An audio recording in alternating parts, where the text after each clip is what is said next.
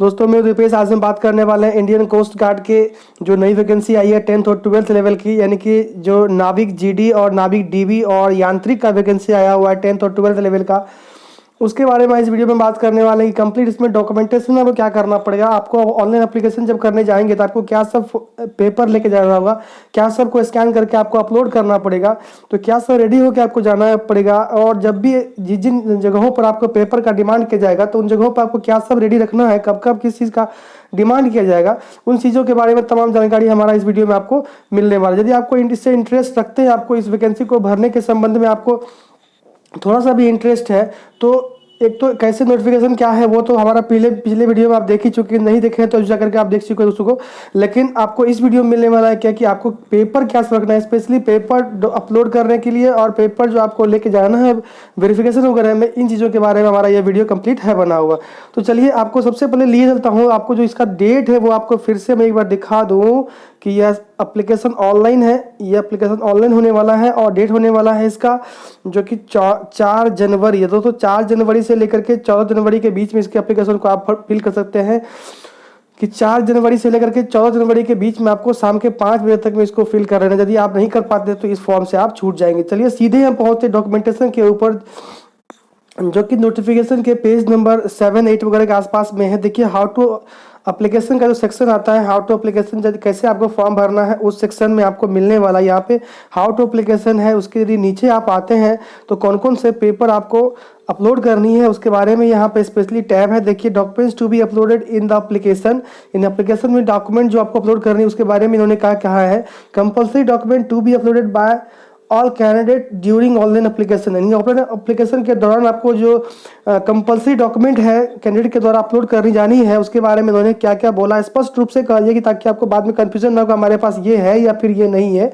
आप दिक्कत में ना फंसे। चलिए देखिए सबसे ऊपर उन्होंने लिखा कि passport size recent colour photograph चाहिए, आपको एक कलर का फोटोग्राफ चाहिए, कलर फोटोग्राफ आपको चाहिए। टेकन नोट बिफोर 15 दिसंबर, यानी कि 15 दिसंबर से पहले का नहीं होना चाहिए। लगभग 2-3 सप्ताह से ऊपर का आपका फोटो नहीं होना चाहिए। आप 15 दिसंबर 2021 से यदि पहले फोटो खिंचवाए हैं तो आप इस फॉर्म में वह फोटो को यूज नहीं कर पाएंगे। यदि 15 दिसंबर 2021 के बाद फोटो खिंचवाए हैं तो फोटो को आप बेशक यूज कर पाएंगे। आपका चेहरा से भी मैच करना चाहिए और फोटो वो भी होना चाहिए आपका बिल्कुल कलर में। और फ्रंट जो है आपका देखिए portrait in light background without head gear except. क्या कह रहा है कि आप लाइट बैकग्राउंड यदि आप व्हाइट छोड़ते हैं तो अच्छी वाली बात है, नहीं तो यदि आप कोई बैकग्राउंड यूज़ करते हैं पीछे में नेवी ब्लू वगैरह यूज़ करते हैं तो वो लाइट बिल्कुल आपका लाइट होना चाहिए। कोई डीप कलर यानी कि ब्लैक वगैरह या फिर फुल आपको रेड यूज़ नहीं करना है, कि लाइट कलर आपको यूज़ करने वाला है वो भी आप यूज़ कर सकते हैं। उसके अलावा आपको जो फोटो खिंचवाने के समय में क्या ध्यान देना है कि आपको कोई भी चीज़ आप माथा के ऊपर टोपी वगैरह यूज़ नहीं करेंगे, चश्मा वगैरह आप यूज़ नहीं करेंगे। ये टोपी की बात सिख को छोड़ करके, यानी कि सिख लोग के पास तो बहुत बड़ा बाल होता है उन्होंने और टोपी वगैरह लगा रखा है उन्होंने, तो वो लोग यूज़ कर सकते हैं, कोई समस्या नहीं है। उसके अलावा जो इन्होंने क्या लिखा है कि आप जो फोटो खिंचवाएंगे तो आपको आपके सामने जो है एक स्लेट होना चाहिए। क्या लिखा हुआ, taken with the candidates holding a black slate in the front in the chest with the name and date और फोटोग्राफ टेकन। यानी कि आपको जो है नाम और डेट के साथ में आपको जो है फोटो लेकर के आपको खिंचवाना है, यानी और वो भी नाम जो खिंचवाना है वो भी आपको चौक से, यानी कि स्लेट जो ब्लैक कलर का स्लेट बच्चा में आप लोग पढ़ाई करते थे, बहुत कैफे वाले ये बहुत सारे स्टूडियो वाले रखते हैं इन तरह के फॉर्म को के फोटो को खींचने के लिए। तो उसमें क्या करना है, आपको आपके चेस्ट के सामने में उस स्लेट को रखना है और स्लेट के ऊपर आपका कैपिटल लेटर में आपको नाम लिखना है और जब का डेट खिंचवाएंगे आप उस दिन का तारीख। यदि कि आपको सपोज दैट यदि आप 5 जनवरी को फोटो खींच रहे हैं तो आपको 5 जनवरी 2022 उसके स्लेट पर होना चाहिए। डेट ऑफ बर्थ नहीं डालना है आपको वहाँ पे, आप फोटो का डेट यानी कि जिन आप फोटो खिंचवाते हैं वो आपको वहाँ पर डेट आपको डालना है। और ब्लैक स्लेट पर वाइट आपको चौक से आपको लिखना है। ये तो फोटो की बात हम लोग कर ले, लेकिन इसके अलावा जो है सिग्नेचर की भी बात हम लोग कर लेते हैं। एबी में कैंडिडेट स्कैन सिग्नेचर जो है आपको वहाँ पर लगने वाला है, वो भी सिग्नेचर आप वाइट पेज पर, बिल्कुल वाइट पेज पे करना है और ब्लैक पेन से करिए तो फार बेटर है। बहुत लोग रूल पेपर पे यानी लाइनदार पेज पे करते हैं, ब्लू से या किसी और कलर से भी कर लेते हैं, वो सब बिल्कुल छटने वाला है, बिल्कुल फॉर्म को रिजेक्ट करने के लिए काफ़ी है। यानी आपको एनी हाउ वाइट पेज पर ब्लैक पेन से साइन करके उसमें डालना है तो बेहतर है। उसके अलावा देखिए एसी में आपको नंबर में क्या आता है कि आप स्कैन जो clear left hand thumb impression image है, यानी कि लेफ्ट हैंड थंब का, यानी कि आपका लेफ्ट वाला जो हाथ है उसका थंब यानी अंगूठा का निशान आपको डालना है।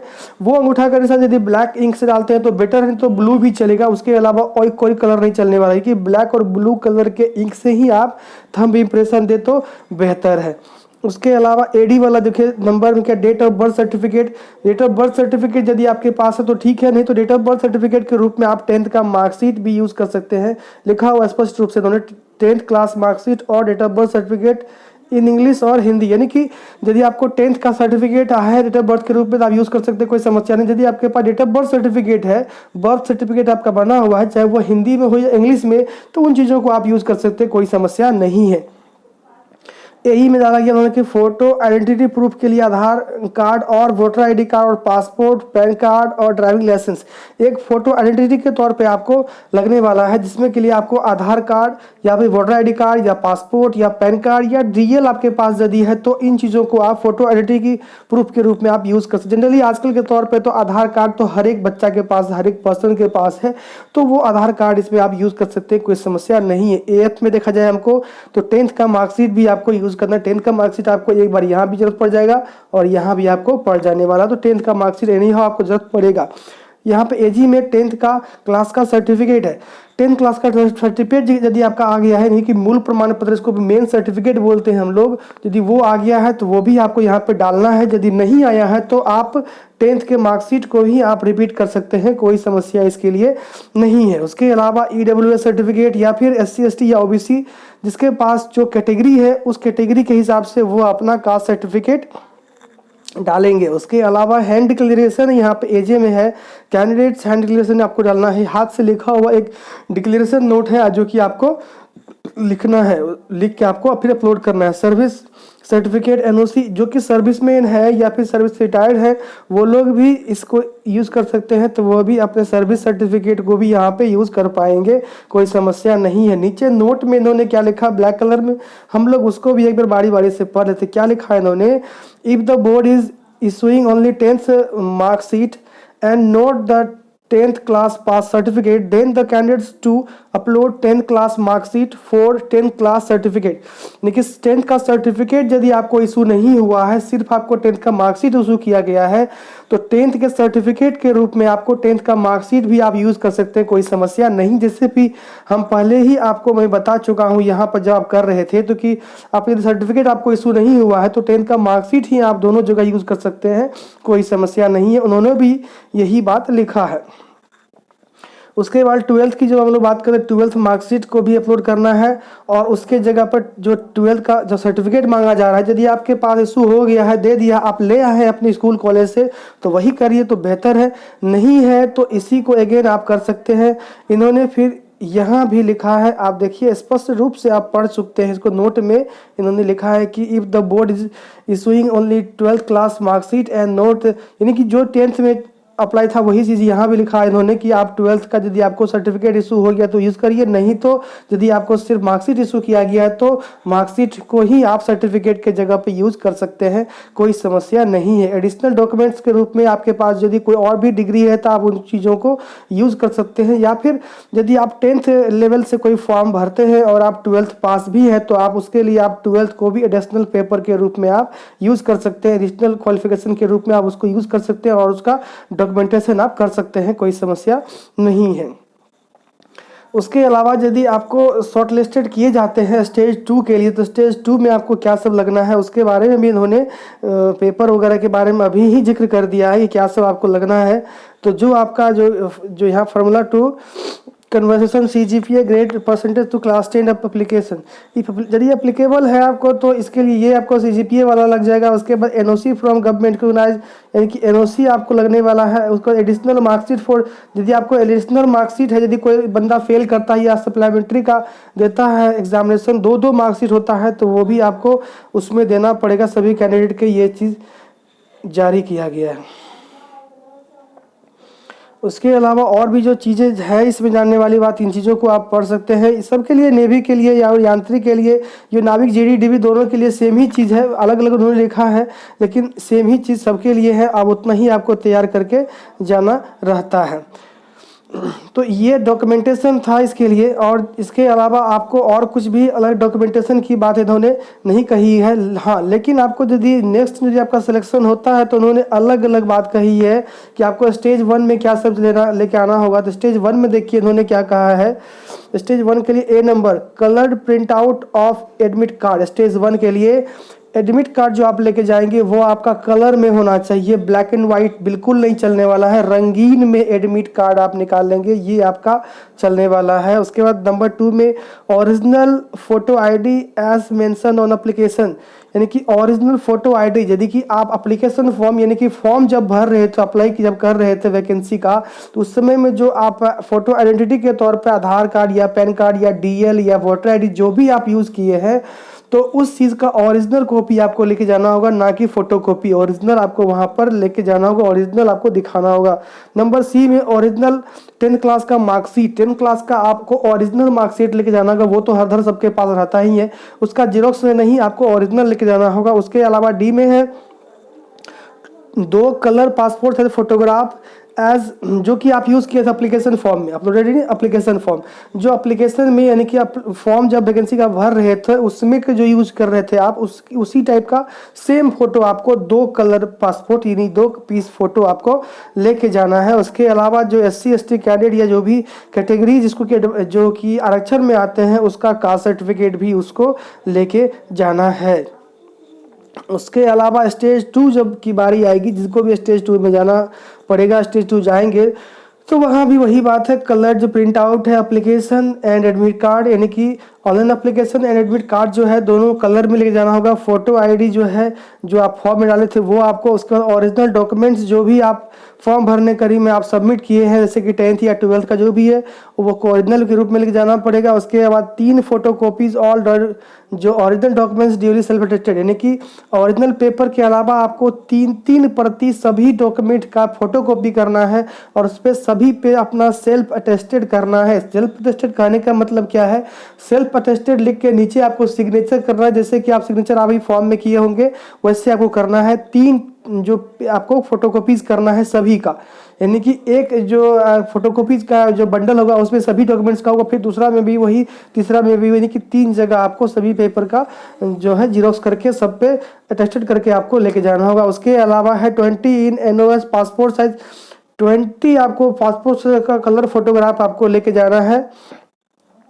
उसका NOC का जो ओरिजिनल कॉपी है आपको 4 सेल्फ अटेस्टेड फोटोकॉपी, यानी कि NOC का जो है आपको 4 फोटोकॉपी भी चाहिए self attested NOC, no objection certificate का। उसके अलावा जब 3rd स्टेज में आएंगे तो 3rd स्टेज में क्या सब आपको लगने वाला है, इन चीज़ों पर भी हम लोग ध्यान दे देते हैं। Colour print out of online application और स्टेज 3 एडमिट कार्ड, यानी कि जो आपको जो एप्लीकेशन का प्रिंट आउट है वो भी कलर में होना चाहिए, और स्टेज 3 का एडमिट कार्ड आपको कलर में होना चाहिए। Original documents of submitted application, जो ओरिजिनल पेपर आप सबमिट किए हैं वो भी चाहिए आपको। 3 फोटो कॉपी चाहिए आपको, और 13 इन NOS, यानी कि पासपोर्ट का 30 आपको चाहिए फोटोकॉपी। उसके अलावा आपको कलर फोटोग्राफ एप्लीकेशन में जो आप दिए थे वह आपको 3.5 गुना 2.5 सेंटीमीटर के हिसाब से आप ब्लू बैकग्राउंड वाला आपको चाहिए फ़ोटो। उसके अलावा जो आपका है पेरेंटल जो आपका विलिंगनेस सर्टिफिकेट है, जो गार्जियन से करवाना है वह भी आपको चाहिए। उसके अलावा पुलिस वेरिफिकेशन सर्टिफिकेट, जो कि कैरेक्टर सर्टिफिकेट इसको बोलते हैं, वो भी आपको चाहिए। उसके बाद जो फैमिली है पर्टिकुलर सर्टिफिकेट वो आपको चाहिए, और उसके अलावा जो कैरेक्टर सर्टिफिकेट है वो आपको चाहिए। विलिंगनेस सर्टिफिकेट वो चाहिए आपको। अटेस्टेड फॉर्म जो है जो विथ कैडर नेम से वो भी आपको चाहिए। आधार चाहिए, पैन कार्ड चाहिए, NOC का पेपर चाहिए, 4 जो सेल्फ अटेस्टेड पेपर, उसके अलावा photo, ID card, mention application जो कि आप जैसे कि आधार या पैन या जो भी डालेंगे वो आपको लेके जाना होगा। ये कंप्लीट पेपर आपको लगना है जब जब कि आपको 3 स्टेज, तीनों स्टेज में जब जब आपका स्टेज बदलेगा तो पेपर का डिमांड ज़्यादा बढ़ेगा। तो इन चीज़ों को, ये सारे पेपर आपको यहाँ पर भी इन चीज़ों को आप बारी बारी से देख सकते हैं कि ये सब पेपर आपको रखने हैं। ये सब जो पेपर अभी आपको हम दिखा दे रहे हैं हाईलाइट करके, इन चीज़ों को आप स्टेज 3 के लिए बिल्कुल तैयार रख लीजिए, बहुत बड़ी बात है। स्टेज 1 और स्टेज 2 में जो पेपर आपसे डिमांड किया जाएगा वो तो आपके पास बिल्कुल सही होगा। स्टेज 3 में थोड़ा टफ है पेपर से बनाना, इन चीज़ों को आप नोट कर लिए, स्क्रीनशॉट कर लीजिए, इन चीज़ों को आप रेडी रखेंगे। लेकिन यदि स्टेज 1 और 2 से आएंगे तब तो वहाँ पे जाएंगे आप, तो स्टेज 2 के लिए ये सब डॉक्यूमेंटेशन है, ये आपको स्टेज 2 में लगनी है।